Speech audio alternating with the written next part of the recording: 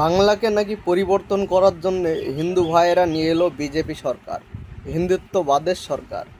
এখন সেই হিন্দুত্ববাদের সরকারই হিন্দুদের পেটে লাথি মারছে। নিজের ভিডিও বিস্তারিত দেখুন এবং কমেন্ট করে জানান কেন হচ্ছে এগুলো।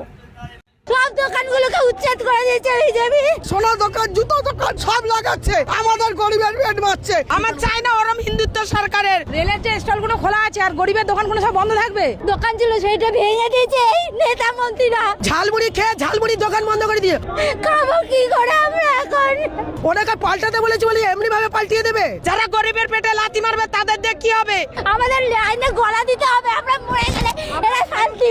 বলো, আমাদের 2 টাকা 10 টাকাতে ওনাদের চোখ পড়ছে, আমাদের পেটে লাত মেরে আচ্ছা দিন করবে। আমাদের হাজার হাজার টাকার মাল বিনা মতলবে তুলে লুট করে দিল লোককে দিয়ে। 3000 টাকা অন্নপূর্ণা ভান্ডার দিলে কি পেট ভরবে?